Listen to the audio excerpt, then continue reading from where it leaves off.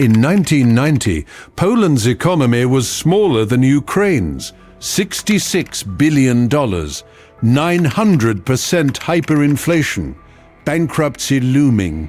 Fast forward to 2026, a projected $1.1 trillion economy, a 17-fold explosion in just 36 years. Poland's GDP per capita is now set to surpass Japan's and close in on Spain and Italy. How did a post-communist wreck transform into Central Europe's unstoppable economic heart? And what does this battlefield victory mean for the rest of the continent? $66 billion.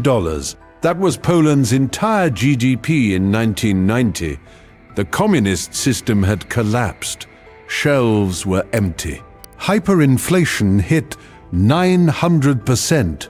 The currency was worthless. Factories stood idle. The nation teetered on the edge of bankruptcy. Poland's per capita income was just $6,730, 38% of the European Union average. Smaller than Ukraine, poorer than most of Eastern Europe. Now, by 2026, Poland is projected to hit $1.1 trillion in GDP, 17 times larger than it was 36 years ago. The world's 20th largest economy, the European Union's 6th, per capita income has rocketed to $55,340, 85% of the EU average. Higher than Portugal, higher than Greece, closing fast on Spain and Italy. And here's the kicker. Poland's GDP per capita in purchasing power parity terms is projected to surpass Japan's by the end of this year, $58,559. A nation that couldn't feed itself 4 decades ago is now outpacing one of the most advanced economies on the planet. This wasn't luck. This wasn't a miracle. This was deliberate, calculated, brutal. The architect, a man named Leszek Balcerowicz, Poland's finance minister in 1989, he looked at the wreckage of the communist economy and made a decision that would define the next 3 decades. No half measures, no gradual transition. Poland would undergo what became known as shock therapy. Rip off the Band-Aid, fast. Privatize factories overnight. Stabilize the currency. Open the borders to foreign investment. Let the free market decide who survives and who doesn't. The short-term pain was immense. Unemployment spiked. Prices soared. Social unrest threatened. But Balcerowicz held the line, and Poland avoided the single biggest trap that destroyed its neighbors, oligarchs. But this wasn't a miracle. This was a calculated, brutal strategic maneuver, and it was only the first skirmish in Poland's rise to dominance. Shock therapy was a gamble. Most economists thought it would fail. The International Monetary Fund was skeptical. Western governments hedged their bets. But Balcerowicz understood something critical. Poland didn't have time for gradualism. Every month of delay meant deeper corruption. More entrenched interests, a generation lost to stagnation. So he moved fast. Privatization happened in waves. State-owned enterprises were sold to private investors.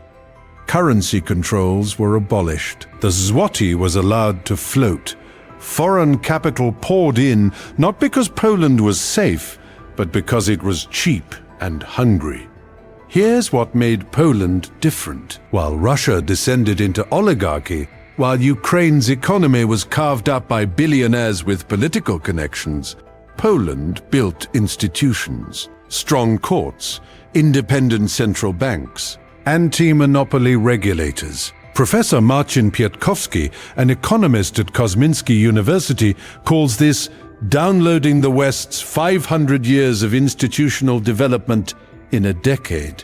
The result? No oligarchs, no billionaire class that could strangle competition. No crony capitalism. Just a level playing field where businesses succeeded or failed based on merit. Foreign direct investment flooded in, not to buy influence, but to build factories, hire workers, compete. And it worked. Between 1992 and 2022, Poland's GDP per capita in purchasing power parity terms increased 3.5 times, faster than any other upper middle or high income economy on the planet, faster than South Korea, faster than China in the same period, the fastest sustained growth in modern European history. But here's the thing. The Balcerowicz reforms were just the foundation. They stabilized the patient. They stopped the bleeding. But Poland's true ascendancy, its transformation into Central Europe's economic heart, required something bigger. A new battlefield. A strategic alliance that would change everything. May 1st, 2004. Poland joined the European Union. And the game changed. The Polish Economic Institute ran the numbers in 2026. They modeled what Poland's economy would look like if it had never joined the EU. The findings were stunning. Poland's economy is 42% larger today, directly because of EU membership. The range varies between 22 and 61% depending on assumptions, but the baseline is undeniable. 42%. That's not a marginal gain. That's not a rounding error.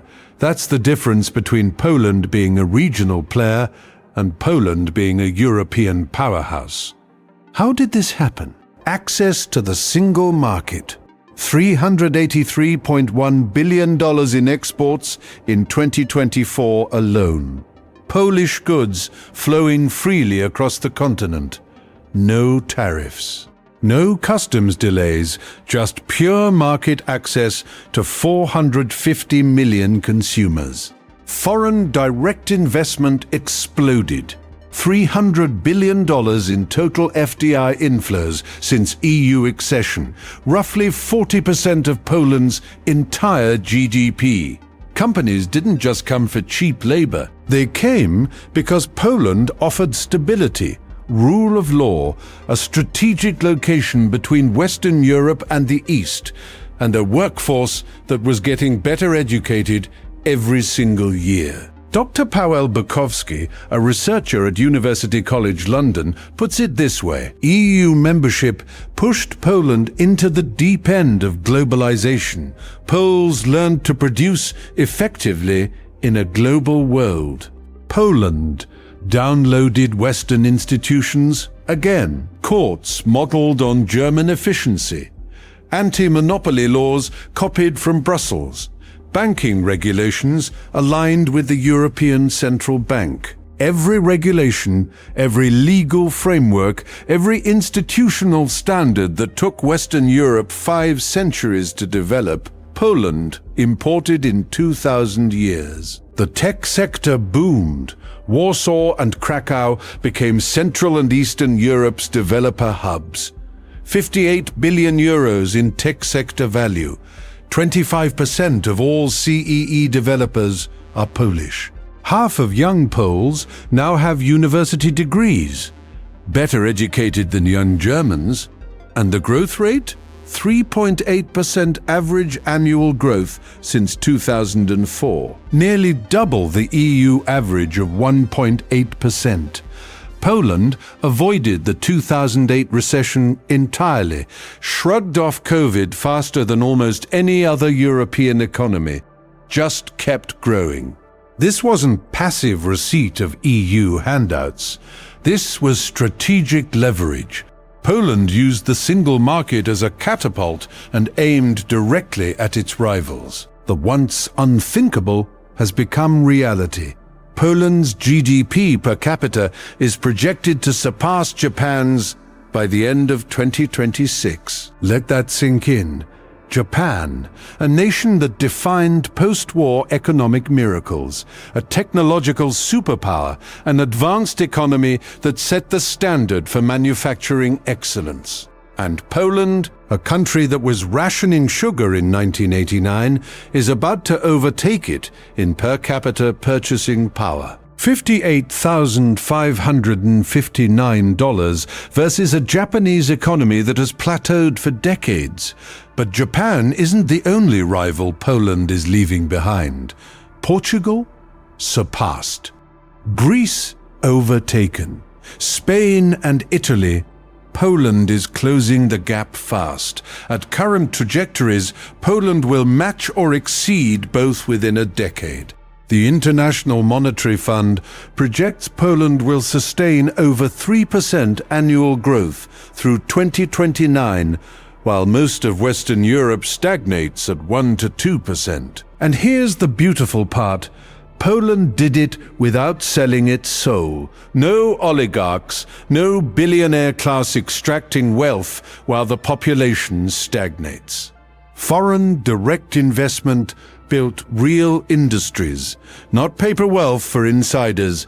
$300 billion didn't just inflate asset prices, it built factories, created jobs, trained engineers, generated exports. Compare that to Russia, a nation that started the post-communist transition at roughly the same time, same initial GDP per capita, same starting point. But Russia built an oligarchy. Wealth concentrated in the hands of a few. Institutions were gutted. Corruption became the system. And the result? Economic stagnation masked by oil revenue. Poland chose differently. And now it's reaping the rewards. The workforce is unbeatable. 50% of young Poles have university degrees, more than young Germans. More than young French, the tech sector alone employs hundreds of thousands. Exports hit $383.1 billion in 2024. Manufacturing, technology, services diversified across sectors.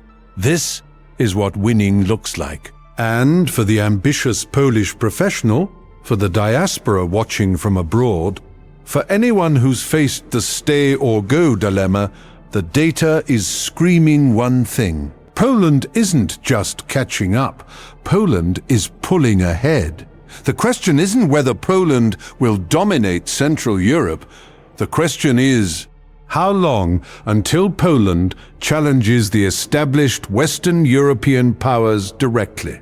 Poland is now the European Union's 6th largest economy, the world's 20th, and it's not slowing down. 3.5% GDP growth projected for 2026. Yes, it's expected to moderate to 2.8% in 2027, but that's still well above the EU average. The European Commission, the International Monetary Fund, the World Bank, they all project Poland sustaining over 3% annual growth into the late 2020s. That's not speculation, that's consensus. The infrastructure is there. The institutions are there. The workforce is there. The foreign investment is there. Poland has built an economic machine that runs on fundamentals, not debt bubbles or asset inflation. Exports diversified across sectors. A domestic market of 38 million people with rising incomes. A strategic position at the crossroads of Europe. And yes, there are challenges ahead. The population is aging. Birth rates are low. By 2030, demographic headwinds will start to bite. The same trap that caught Japan and Germany. Poland will need to adapt either through immigration, automation, or productivity gains that offset a shrinking workforce. But here's the thing. Poland has proven it can adapt. Shock therapy in the 90s, EU integration in the 2000s, COVID recovery in the 20s.